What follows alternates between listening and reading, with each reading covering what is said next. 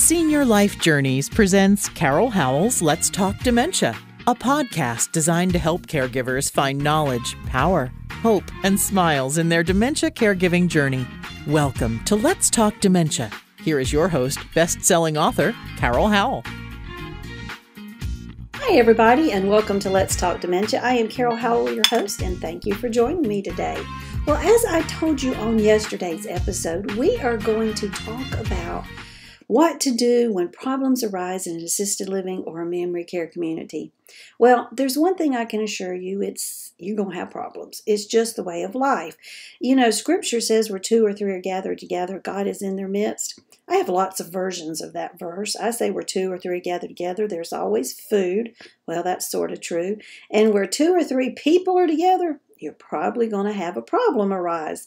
That happens in your home with people you love. So you know it's going to happen in a group setting where we've got a lot of different people from a lot of different backgrounds and employees doing a lot of different jobs, hard jobs. So you can expect it. How you respond to it is going to be key. Now, this has not been my forte over the years. I have had a tendency to want to get really riled up over some situations. And in my defense, some of those situations needed somebody to get really riled up about what was going on. But when you start messing around with the people that we love and not giving them the care they deserve, or something's happening, we sometimes might not think as clearly before we speak.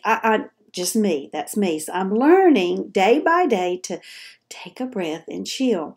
But the big thing I want you to learn from today's show is when this happens, when you have a big problem, a big instance comes up, or maybe it's just a little something or you've got a question, is how to handle it. And the first thing I would recommend that you do is email the people in charge. Now, you can speak to them in person if you're in the community and you see it and there's somebody that can address it right away. If it's resolved, great.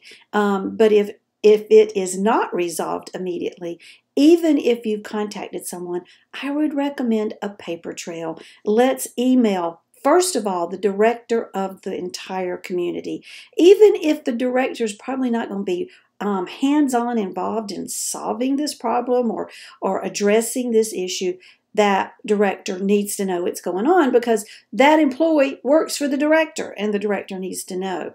And then you want to write whoever's in charge of the assisted living or the memory care. And in most communities, there is a director for each of those segments. If it's regarding nursing or med information or doctor's visits, then you're going to email those two people and the director of nursing for your community. So having that paper trail, and it gives them an opportunity to write back and add to that paper trail. And it's also an accountability method so that if you later still have an issue, you can say, well, they said, this person said, that employee said on this date they would do X, Y, Z. And if somebody said, we didn't say that, we never told you that, you can go, hold on, here's the email. And you can take a look and go, this is what I was told. So that's a good thing, is to have that paper trail. I can tell you when Ernie just moved into his memory care community, and let's see, that was on Thursday. And on Saturday, we had an issue. Wasn't Ernie's fault, wasn't the community's fault. His suite mate, he has a setup where you go into the front door of the apartment he's in, and there's this little sitting area and the bathroom that is shared by two residents. And then there are two totally separate bedrooms. And so the individual in the other bedroom would use that same front common area and the same bathroom, but they have separate bedrooms. Well, that gentleman was very unhappy that Ernie was there, and he was violent, and he swung at my husband, and he swung at Ernie, and oh my goodness, what all went on was just had to be written down. When my husband told me, my eyes were like, holy cow, that was no fun. And I said, let's email everybody involved so that they know this happened. Fortunately, the guy continued with his ranting and raving out in the dining room, so staff saw it, so that was good too. Well, we emailed the folks on Saturday, I don't know, 3 o'clock, 4 o'clock, and within probably an hour, we had emails back. oh my goodness, we apologize. We will be taking care of this. You will hear from us tomorrow. That would have been Sunday. On Sunday, they called and said, we have just moved your Ernie, your brother-in-law, to a private room until Monday when we can sit down and figure out what we're going to do and we get the rest of the staff in for the week. But they moved him to a safe room and, of course, didn't up our cost any at all because this is something they needed to do. On Monday when we arrived, they're like, okay, we're moving Ernie to another exact same room on the other hall where the roommate's a very kind, gentle individual, so you won't have this to deal with. Now, none of that would have happened had we not quickly contacted management and told them what was going on. Because, see, people can't fix what they don't know, and they can't fix what they don't know you're upset about. Even if they know it's going on, they may assume you're okay with it, you know. Letting them know you're not is the first stepping point, the first stepping stone to resolving a problem. Now, I'm just going to tell you in my history of working with folks in communities, which is over 10 years now, that method doesn't always work. I have worked with executive directors who would tell you anything and everything to make you happy. One certain individual comes to mind. Just would absolutely talk the talk, but never walk the walk. He would tell me, you're absolutely right. We're going to do this. We're going to fix that. You're going to expect to see this, blah, blah, blah, and never did a blame thing. Then what do you do? Well, there's this thing called the company that owns that community, and that's when you contact them. Oh, yes. You say, I was told XYZ right here in this email from this individual, and it's been a week, 2 weeks, whatever amount of time you think is appropriate, and they've done nothing, and I'm not happy, and I pay this much a month, and I want this resolved. Heads are going to roll. Now, make sure this is something that's worth fighting for. You don't want to make people mad who are caring for your loved one. But when we're talking about safety, or we're talking about lack of care, or we're talking about medications, important things, you need to stand up for it.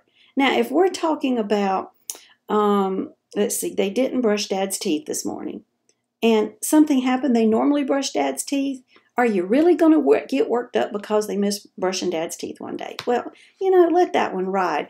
If every day, continually, they don't brush Dad's teeth, there's something you need to address. So you got to kind of weigh what's important to speak up about and what you need to maybe just put on the back burner and watch. That's been Carol's challenge, because I just want to go in and fix everything every day and make everything perfect. I don't know what world I think I live in, because that don't happen in my own house. Hey, I am sitting here looking at myself recording this, and I'm seeing what you're seeing if you're watching it on video. And if you're listening to me on the podcast, you're very fortunate, because I'm seeing hairs sticking up. Wait a minute. I can't do this reverse right there. What is that hair right there sticking up? See, life is not always what you want it to be. We can't fix everything. But there are things in our world, in our loved ones' world, when we are paying for care that we should expect, especially the care that we're paying for. So I can tell you my brother-in-law, his mom is in a community that we are not thrilled with, but she is probably in her last days, so we're just staying calm and letting her be rather than moving her. Sweet lady, I just love her. She's always been so sweet to me. And he would go in and her room had not been cleaned for weeks. And he knew because he was monitoring what he saw on the floor, and it never changed.